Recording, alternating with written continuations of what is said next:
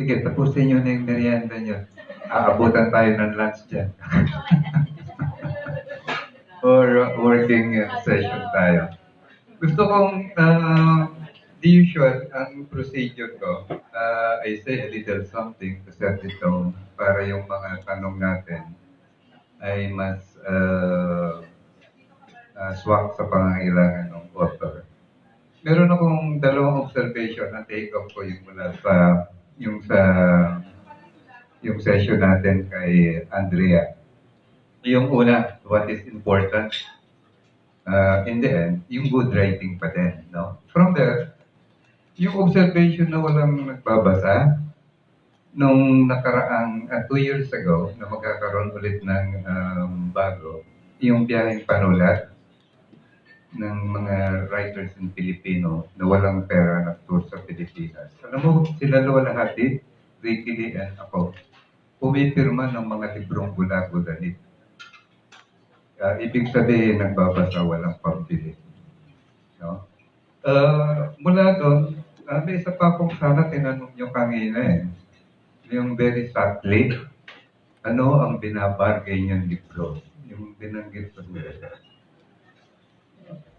Hindi ko lang maitanong kasi ang ethical eh, magpapangalan. Ibig sabihin, ano yung hindi pinipili? O ano yung natatambak doon? Ano yung tatlo, 100 doon, no? And then makikita nyo, tignan nyo kung kamag-anak na sinusulat nyo, yung kung nasa left side kayo o nasa right side kayo of the equation. And siguro isa pa, yung para sa material na ito, papunta na ako dito. Pag nagsusulat, you find your material, siguro yung fresh material na hindi pa nakikita, hindi pa naisusulat. And from there, yung material na yon, ang madidiscover mo next, merong sariling lingwahe. Find your material, find your language, ang dulo nun, new word. Kung paano natin gagawin itong agaw-anino, pansinin nyo na may 3 sections. On the outset, mukha siyang trilogy. Trilogy nga ba? Ang isang observation ko ito na pwede nating, teka muna, naku-conscious ako eh.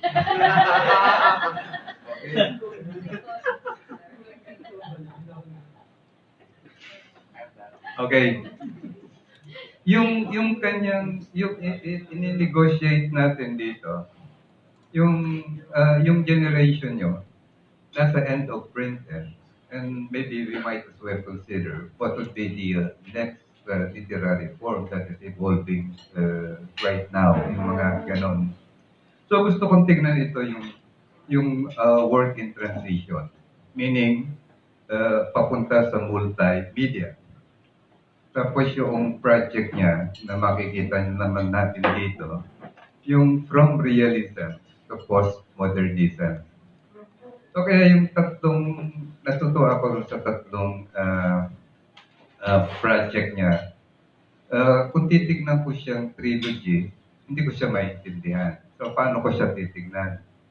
Ito yung kanyang yung title ko na yung From Realism to Postmodernity and the Possibilities in Between. Gusto kong ganito tignan yung project na to. Halimbawa, yung YA, medyo diniscuss na ni Andrea kanina yon. Yung bang YA ay dapat cute lang. Yung bang YA hindi pwedeng maging kakaiba. Yung dito, yung mga possibilities, nakita ko mula sa trilogy, pwede rin itong novela, may sling novela. Pwede na itong gawing anime. Pwedeng gawing graphically. Tingin ko in the next 5 years, yung mga kwento, iikli yun eh. Tapos, nakikita ko na eh, yung mga stories sa Facebook, makikialaman ng writer yan. Some other time, yung short story, hindi na siya print, gumagalaw na. Tapos may subtitle. Dito nakikita ko yun, yung mga ganun. Kaya ako sinama yung graphically, kasi artist naman si Eric. Tapos pag binasa mo naman ito, very visual. Nasa Channel 7 siya, pwede nyo rin gawin itong film. Kaya lang yung film niya, hindi na ito yung traditional film na yung nakikita natin na yung ginagawa nila. So, uh, yung binanggit ko na pang Facebook din, ito. So, ito yung mga possibilities na gusto kong i-explore natin. Ang pagka nag-comment na kayo, maybe it would be helpful kung sasabihin nyo I am discussing yung project number 1, which is yung una. Iba kasi yon, pag tumalong ka, yung mula sa bahagi ng huling operasyon. Iba kasi yon pag pumunta ka doon sa kanyang attempt na collection ng yung anthology ng short stories, na ibang-iba yung estilo nung una sa huli, at yung panghuli, film naman yung attempt. Kasi pag hindi natin niliwanag, pag in-address na ito yung concern ko, I'm discussing only this section of his project, makakataranta. So with that, ang una kong hihingan ay si Angela. At sino ba yung... Si Jane pala ang aking... Akala ko, Angela, ikaw yung kapartner ko. No? So, sorry Layo mo kasi Si Jane ang unang siguro pakinggan natin. Ano yung masasabi ano na kaya ang definition nyo sa mga sinabi ko? Ano na yung writing sa point of view ng your generation? So, Jen, take it away. Hi, Eric. I had to reread this kasi nung una medyo na-stress ako kasi nga naka-assign sa akin yung Filipino. So, hindi ako, like I said, nung unang araw, hindi ako sanay ng Filipino yung binabasa ko. Although I think this is... Actually, please do not advertise that you don't read in Filipino. Paano kung sabihin ko, I don't read your words? Would you love it? No? The more languages you know, why not? Ako kahibal, ako maghambal sa Ilonggo. O ano yun? I know putang ina in 20 languages. Very important. No? Kasi, let us read each other. Nobody will read us after all. New Yorkers would always read writers from New York, not us. Charles Ong would try to read Filipino. I read all the works of Charles Ong. No, yung huli, hindi niya pa ako binibigyan pag may pa kayo, pagka konti na nga lang tayong manonood ng Pilipinas, sinahati pa, no? Gusto mo, kita basahin. Ikaw din. Okay, light na. Sorry, Jay. Hindi naman kasi, sir, yun yung may background kasi na kaya medyo hirap ako with regards to Filipino. Saan ba pinanganak? Dito po, pero in-insist, pero sir kasi, in-insist po kasi ng parents ko na English yung una naming lingwahe. Paano ka sumasakay ng jeep? Nakakasakay naman po ako ng jeep. Nakapag-adjust naman po ako after all. So, ayun po. Love you.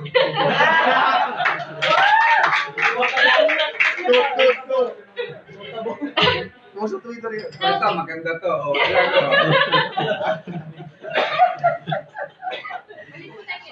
Wala to. So, kailangan ko munang tanggalin yung initial reaction ko about it so that I could clearly see yung gawa mo. Actually, nung binabasa ko siya ulit, ang naalala ko is yung Once Upon a Time, saka Hiraya Manawari. It reminded me of yung mga TV shows ng Filipino nung bata-bata pa tayo. Yeah. Lalo po kinabahan. So, ayun. Yun nga, dahil reminiscent siya ng mga palabas na yun, I actually enjoyed it. Kasi yun nga, nanonood naman din ako nun when I was a kid. It's a really nice work. Yun nga lang, may things ako na medyo na ano ako, na-confused ako.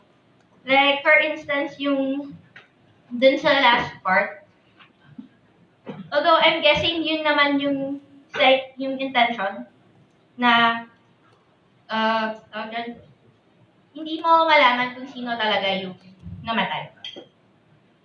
Someone actually told me na baka ang nangyari is, kaya nagkaroon ng parang may ganung confusion. Merong movie daw na kaya nagkaroon sila ng confusion which one, kung sino yung namatay, is nandun sila sa isang place na yon and they, parang dahil silang dalawa lang yung nandun sa place na yon, parang nagkaanuhan sila na kung sino ba sa kanila talaga yung namatay. One of them saw the other die, pero hindi clarify kung sino nga. Medyo confusing lang siya, although, yun nga, I'm guessing that was the intention. Yung kay Tasho, actually, natuwa ko dito sa kwentong usapang lasing thing.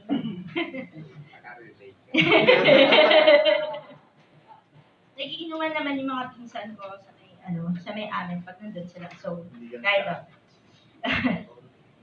Ay, nung minention yung name ni Tashong Hangin, I was like, nung una ko naisip, parang allusion to Philosophong Tasho. And then, yeah, na-mention nga na it is kind of to Philosophong Tasho. Ang naano ko lang dito is, nakikita ko naman yung ideals niya, or rather yung ideas na tumatakbo sa utak niya. That says na etong taong to, hindi nga to para mag-isip ng mga, nasa province pa siya. So, hindi siya pareho mag-isip ng mga tao sa province. Medyo advanced, kumbaga, siya mag-isip. Advanced siya mag-isip. So, and it isn't something na you expect from an anak ng karpentero na pag-iisip talaga. Malalim siya mag-isip eh. Saka he questions yung certain things about yung reality natin. Katulad nung, what if the universe is actually God and yung planets and everything are body parts. Parang cells at work lang. Parang cells at work lang. Pero, yun. Ano ba? Although, ang inisip ko naman, with regards to dito yung kay Tashong Hangin, I was wondering, bakit hangin yung ginamit na term? Kasi, when I use hangin with regards to describing a person, ang inisip natin is, equated siya with yabang eh. Not with seeming insanity. Parang, ay, yan, puro hangin, puro ganito, puro yabang, puro ere. Wala namang actually pinagmamayabang. So, I was thinking siguro something else instead of, yun nga, instead of hanging. Kasi medyo weird siya for, yun nga, seeming insanity. And I was wondering kung, kasi sabi dito sa outline, yun sa excerpt na to, last part ng Tashong Hangin yung nandito. I was actually wondering kung Tashong Hangin actually thinks this way even if he isn't drunk. Kasi may times na, bakit kailangan usapang lasing para lang mailabas niya yung deep thoughts? Kasi some people, lumalabas yon nga lang talaga kapag lasing.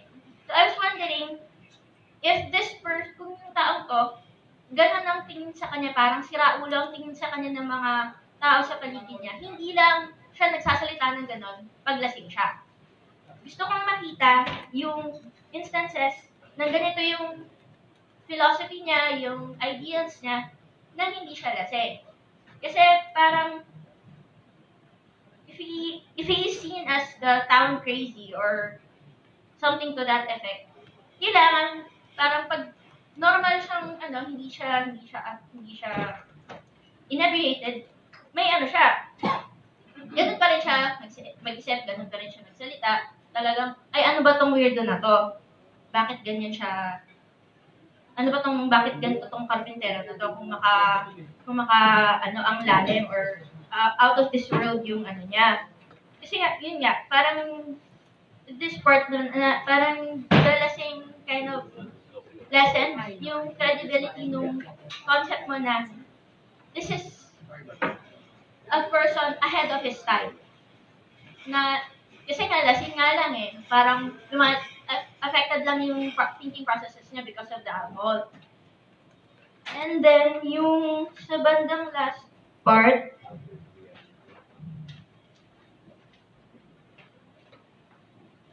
medyo naaliw ako dun sa shortcutin para magkasya sa limitadong spasyo ng memorya. Yung para siyang naka-text.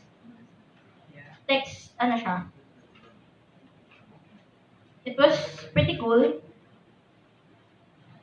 And I really like yung paragraph na, at kailan ka nga naman paniniwalaan ng iyong papa? Kapag nakasabit sa dingding mo ang laminated na resibo ng iyong pinag-aralan, kapag may titulo kang iginawan na kung anong samahan ng katulad mo ring tao. Parang he's asking, ano yung kailangan mo, ano yung magiging rason para pakinggan ka, paniwalaan ka ng ibang tao? Ano ba yung kailangan mo